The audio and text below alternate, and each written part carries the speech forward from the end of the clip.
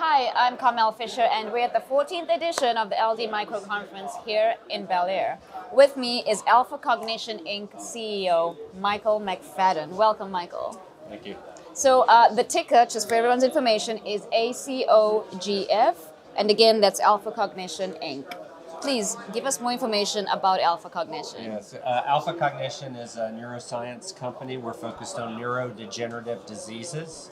We have a lead program for Alzheimer's dementia, and then we have two additional programs, one for mild traumatic brain injury and one for life-ending condition, ALS. We have a gene therapy program for that condition. Awesome. Just to orient us further, can you touch on the company's history? Yeah, so the company has been a Canadian company for over a decade. The company has worked as a bootstrap company, so money to program development to bring the product program where it is today. The drug that is our lead compound was licensed from a scientist who tried to develop a prodrug for a previously approved drug called galantamine. That drug was a J&J drug for Alzheimer's dementia, plagued by a number of side effects that made it intolerable for patients to take. The scientists tried to develop a different path for developing that program so that it wouldn't have those side effects, and the company bought that program from him and has taken it to where it is today. Wonderful. So recently there was mention of strategic change in the works, and can you elaborate on that and how you believe it will add tremendous value to your shareholders, healthcare professionals, patients, caregivers, all stakeholders? So the company this summer did tremendous market research with healthcare professionals, caregivers, and then payers in the U.S. who actually pay for these drugs. What we learned from all of that research and in talking with our scientific advisory group, this is a massive market for Alzheimer's dementia, and our product is, should it be approved, will be very well received by healthcare professionals, by caregivers, and paid for by payers. So it gave the company confidence that we can further develop the compound, expend additional resources and programs to optimize the compound's position in the marketplace. And if we do that, that we can take share once approved into the market from the existing compounds that are plagued by side effects, high patient turnover, or lack of effect. So it gave us belief and confidence that this is a very large market. It's actually a $5 billion market potential, and that our product is highly differentiated and can achieve significant share in the market. Incredible. So there's talk of the formation of a scientific advisory board. Yes. Please elaborate on that.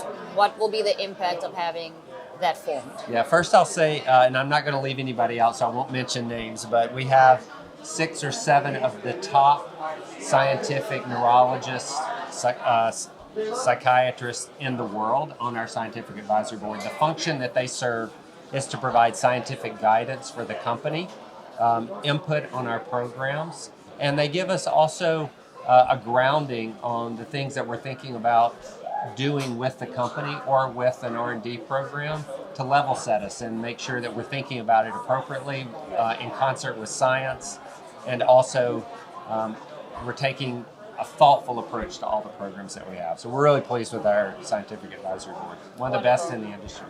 Exciting. So just to zone in a little deeper on you, where did it all start for you, and what is your business background? Background, 30 years in biopharma. My first decade was spent with large pharma, Eli Lilly, Pharmacia, Pfizer. I spent my first 10 years. The last 20, though, have been startups. So entrepreneurial bent for me. I've spent 20 years in startup pre-commercialized company, developing compounds, commercializing those compounds, and building out pipelines and partnerships to optimize value for shareholders. Amazing. Tell me more about the patented new chemical entity, the Alpha 1062. Yeah, it's our lead compound. It's a great compound. It's a prodrug of a drug called galantamine. We formulated that drug to minimize side effects, to optimize dose, and to provide long-term impact for patients and caregivers.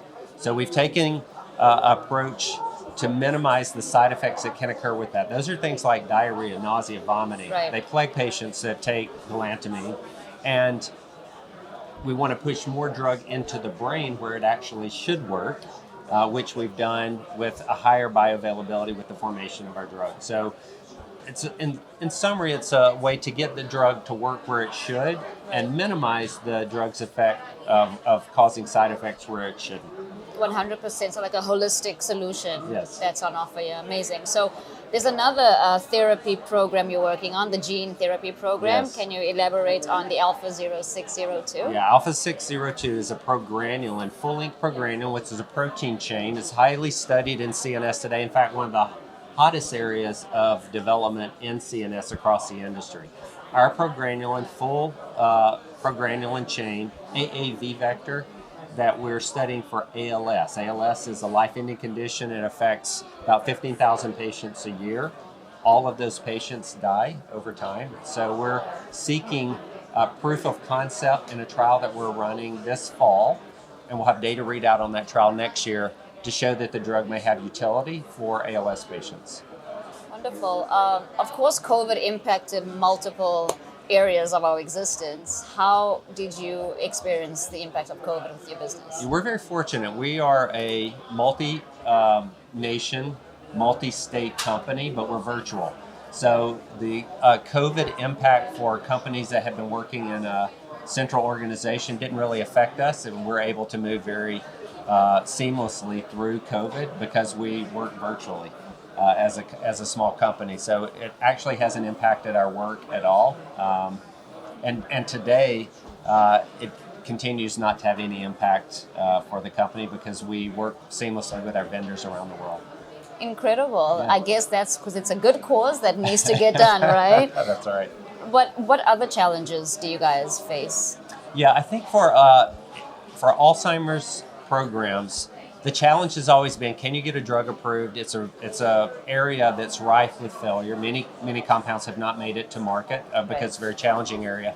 So we've taken a de-risk approach to that market. We've taken what's called a 505(b)(2) approach by minimizing the requirements for clinical utility or clinical comparison to existing drug, and then we supplement that with patient data that we could utilize to petition the agency for label change. So we've taken a de-risk approach for that compound, and that's a benefit for the way that we tried to approach the company or the market. Mm-hmm. But AD has an overhang for it because so many drugs have failed.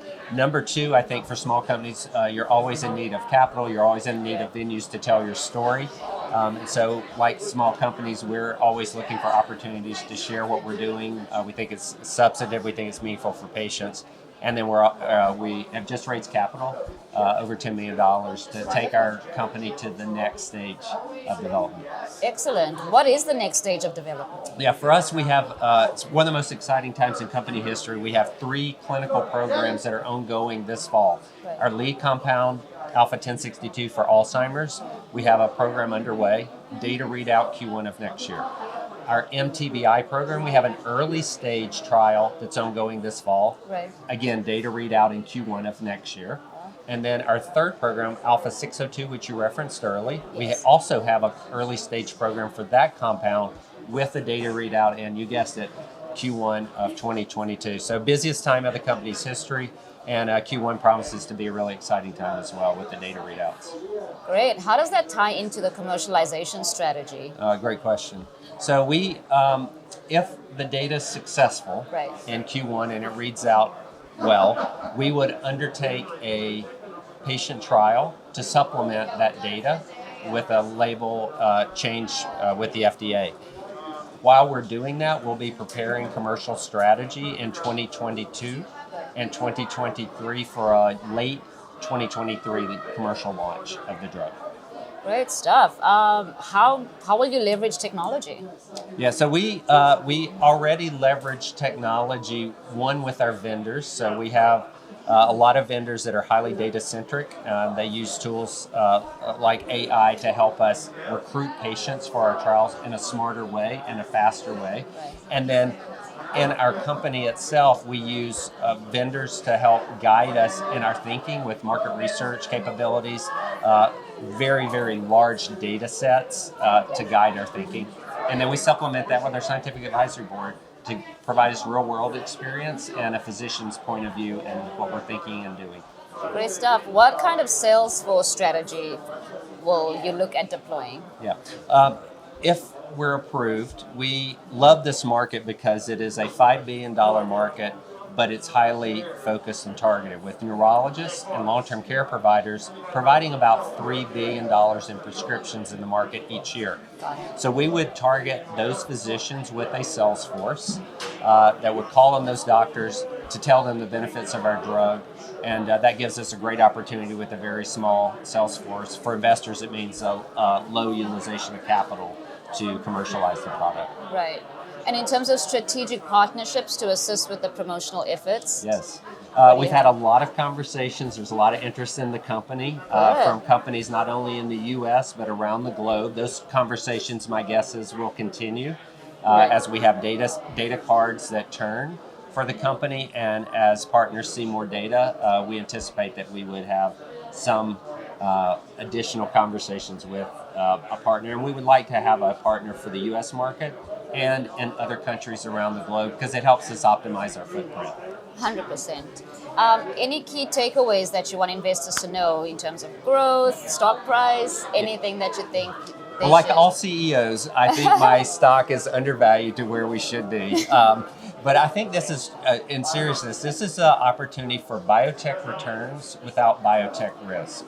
And I say that because we've taken a de-risk path toward approval with our compound, which is late stage, and we're using our capital very efficiently. Second, we're entering a market that's very large, but it has very high patient dissatisfaction. The patient turnover is up to 50% first year. We like markets like that. And then third, we offer investors a number of inflection points that will take place in 2022, so just around the corner, where they can have inflection and more granularity on our programs and our data set to see our path forward. Fantastic. You're obviously aware of the Sequire platform. Am I correct in saying that?